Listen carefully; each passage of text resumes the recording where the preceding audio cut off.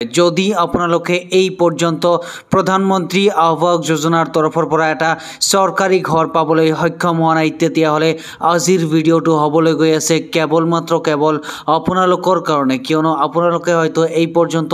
স্পষ্টভাৱে গম পায়ে গৈছে যে এই যি প্ৰধানমন্ত্ৰী আৱাস যোজনা যে আছে ইয়াৰ অধীনত 2024 বৰ্ষৰ যিটো ঘৰ আছিল এই ঘৰৰ লাষ্ট যিটো ভেৰিফাইড লিষ্ট মুকলি কৰিছে এই লিষ্টটো মুকলি কৰিছিল 2024 বৰ্ষৰ অক্টোবৰ মাহত আৰু এই লিষ্টত আমাৰ অসমীয়া যিমানসকল দুখীয়া শ্ৰেণীৰ পৰিয়ালৰ নাম অন্তৰ্ভুক্ত হৈ আছিল তেওঁলোকক ইতিমধ্যে প্ৰধানমন্ত্ৰী আৱাস যোজনাৰ তৰফৰ পৰা টোটেল 1,48,000 টকা দিবলৈ সক্ষম হৈছে এতিয়া পৰ্যন্ত যিমানসকল অসমীয়া দুখীয়া শ্ৰেণীৰ মানুহে প্ৰধানমন্ত্ৰী আৱাস যোজনাৰ তৰফৰ পৰা এটা চৰকাৰী ঘৰ পাবলৈ সক্ষম হোৱা নাই তেওঁলোকৰ কাৰণে অসম চৰকাৰৰ পঞ্চায়ত আৰু গ্ৰাম উন্নয়ন যিটো বিভাগ আছে এই বিভাগৰ মন্ত্ৰী মাননীয় ৰঞ্জিত দাস ডাঙৰীয়াই স্পষ্টভাৱে ঘোষণা কৰিছে যে এই প্ৰধানমন্ত্ৰী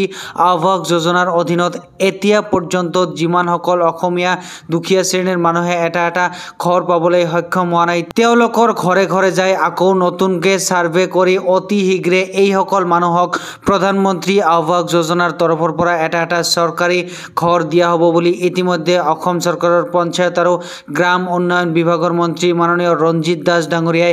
স্পষ্টভাৱে ঘোষণা কৰিছে আপোনালোকে যদি এই পৰ্যন্ত এটা ঘৰ পাবলৈ সক্ষম হোৱা নাই তেতিয়াহলে কি সিস্টেমত আপোনালোকে এটা ঘৰ পাবৰ বাবে চেষ্টা কৰিব লাগিব অৰ্থাৎ কি মাননীয় মন্ত্ৰী ৰঞ্জিত দাস ডাঙৰীয়াই কোৱা মতে 2025 বৰ্ষৰ জানুৱাৰী আৰু ফেব্ৰুৱাৰী মাহত আপোনালোকৰ নিজৰ গাঁও পঞ্চায়তৰ পৰা চৰকাৰী বিষয়া হওক বা চৰকাৰী কৰ্মচাৰীয়ে আপোনাৰ ঘৰত যাব যাই চাব যে ইয়াৰ আগৰ পৰাই আপোনাৰ ঘৰত পকী ঘৰ আছে নে নাই যদি আপোনাৰ ঘৰত কোনো ধৰণৰ পকী ঘৰ নাই আৰু আপুনি এটা প্ৰধানমন্ত্ৰী আৱাস যোজনাৰ অধীনত যি 1,48,000 টকা আছে এই অনুদানটো আপুনি পোৱাৰ কাৰণে একেবাৰে যোগ্য মানুহ হয় তেতিয়াহলে সেই পঞ্চায়তৰ পৰা চৰকাৰী কৰ্মচাৰী বা চৰকাৰী বিষয়া যিজন যাব সেইজন মানুহে ফটো এটা উঠাই লৈ আহি পঞ্চায়তত আহি এই প্ৰধানমন্ত্ৰী আৱাস যোজনা যিটো আছে এই যিটো ৱেবছাইট আছে এই ৱেবছাইটত তেওঁলোকে ফটোটো আপডেট মাৰিব আৰু আপডেট মৰাৰ কিছুদিন পিছতে ভেৰিফাইড এটা লিষ্ট মুকলি হ'ব এই লিষ্টত যেতিয়া আপোনাৰ নামটো অন্তৰ্ভুক্ত হৈ যাব তাৰ পিছতহে আপোনালোকে প্ৰধানমন্ত্ৰী আৱাস যোজনাৰ তৰফৰ পৰা এটা চৰকাৰী ঘৰ পাবলৈ সক্ষম হ'ব এইটো যিটো পেজ ইয়াতে আপোনালোকে স্পষ্টভাৱে চাবলৈ পাৰিছে এই পেজটোৱে হ'ল প্ৰধানমন্ত্ৰী আৱাস যোজনাৰ অফিচিয়েল ৱেবছাইট ইয়াতে আপোনালোকে পোনপ্ৰথমে আহিব ইয়াতে অহাৰ পিছত এইটো যিটো সাইটত যিটো 3 ডট ইয়াতে চাবলৈ পাৰিছে এই 3 ডটত ক্লিক কৰিব ইয়াতে ক্লিক কৰি দিয়াৰ লগে লগে এইটো যিটো আৱাজ সফট বুলি লিখা আছে ইয়াতে আপোনালোকে ক্লিক কৰিব ইয়াতে ক্লিক কৰি দিয়াৰ লগে লগে এইটো যিটো ৰিপৰ্ট বুলি চাবলৈ পাৰিছে এই ৰিপৰ্টত ক্লিক কৰিব ৰিপৰ্টত ক্লিক কৰাৰ লগে লগে অলপ সময় ল'ব সময় লৈ নেক্সট এটা পেজ খোল খাই যাব আৰু এই পেজটো খোল খাই যোৱাৰ লগে লগে তলফালে স্ক্ৰল কৰিব তলফালে স্ক্ৰল কৰিলে এইটো যিটো H নম্বৰ অপচন যিটো চাবলৈ পাৰিছে য'ত লিখা আছে সোশিয়েল অডিট ৰিপৰ্টছ ইয়াৰে যিটো এটাই অপচন আছে য'ত লিখা আছে বেনিফিচিয়াৰী ডিটেইলছ ফৰ ভেৰিফিকেশ্যন ইয়াতে আপোনালোকে ক্লিক কৰিব ইয়াতে ক্লিক কৰি দিয়াৰ লগে লগে এনেকুৱা ধৰণৰ আকৌ এটা পেজ খোল খাই যাব এইবাৰ আপোনালোকে এইটো যিটো অল ষ্টেটছ বুলি লিখা আছে ইয়াতে ক্লিক কৰি আপুনি যিটো ৰাজ্যত বসবাস কৰে সেইটো ৰাজ্য তেনেদৰে ক্লিক কৰিব ইয়াতে ক্লিক কৰি দিয়াৰ লগে লগে আকৌ এটা পেজ খোল খাই যাব এইবাৰ আকৌ আপোনালোকে এই সিলেক্টত ক্লিক কৰি এইবাৰ আমাৰ অসমৰ কোনটো জিলাত আপুনি নিজে বসবাস কৰে সেইটো জিলা তেনেদৰে ক্লিক কৰিব ইয়াতে ক্লিক কৰি দিয়াৰ লগে লগে সেকেন্ড আকৌ আপোনালোকে সিলেক্টত ক্লিক কৰি দিব সিলেক্টত ক্লিক কৰি দিয়াৰ লগে লগে এইবাৰ আপুনি যিটো ব্লকত বসবাস কৰে সেইটো ব্লকত তেনেদৰে ক্লিক কৰিব ইয়াতে ক্লিক কৰি দিয়াৰ লগে লগে অলপ সময় লোৱাৰ পিছত সেকেন্ড আকৌ অপচন এটা খোল খাই যাব অৰ্থাৎ কি এইটো যিটো খোল খাই গল এইবাৰ আকৌ আপোনালোকে সিলেক্টত ক্লিক কৰিব সিলেক্টত ক্লিক কৰি দিয়াৰ লগে লগে এইবাৰ আপোনালোকে কোনটো গাঁও পঞ্চায়তত বসবাস কৰে সেইটো গাঁও পঞ্চায়ত অৰ্থাৎ কি এইটো যিটো আপোনালোকে ইয়াতে চাবলৈ পাৰিছে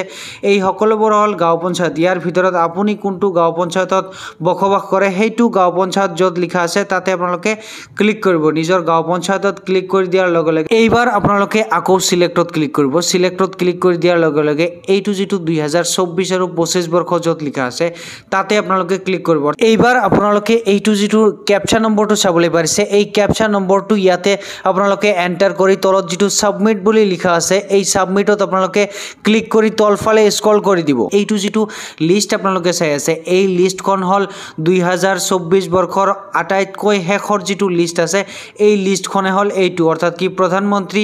আৱাস যোজনাৰ তৰফৰ পৰা তেওঁলোকে 2024 বৰ্ষৰ শেষৰ যিটো ভেৰিফাইড লিষ্ট আছিল এই লিষ্টখনে হল এইটো। এই কেইজন মানুহে কিন্তু এই পৰ্যন্ত ফাইনেলি প্ৰধানমন্ত্ৰী আৱাস যোজনাৰ তৰফৰ পৰা এটা চৰকাৰী ঘৰ পাবলৈ সক্ষম হৈছে, অৰ্থাৎ কি যদিও এই পৰ্যন্ত 3টা কিস্তি এই সকল মানুহে পাবলৈ সক্ষম হোৱা নাই, কমসে কম প্ৰথম যিটো কিস্তি আছে 32,500 টকা এই টকাখিনি কিন্তু পাবলৈ সক্ষম হৈছে। যিসকল অসমীয়া দুখীয়া শ্ৰেণীৰ মানুহে এই পৰ্যন্ত প্ৰধানমন্ত্ৰী আৱাস যোজনাৰ তৰফৰ পৰা এটা চৰকাৰী ঘৰ পাবলৈ সক্ষম হোৱা নাই, তেওঁলোকৰ ঘৰত অতি শীঘ্ৰে আপোনালোকৰ নিজৰ গাঁও পঞ্চায়তৰ তৰফৰ পৰা চৰকাৰী বিষয় হওক বা চৰকাৰী কৰ্মচাৰীয়ে আপোনাৰ ঘৰত যাব, যাই ভেৰিফাই কৰিব, অৰ্থাৎ কি অলৰেডি আপোনাৰ ঘৰত কোনো পকী ঘৰ আছে নে নাই বা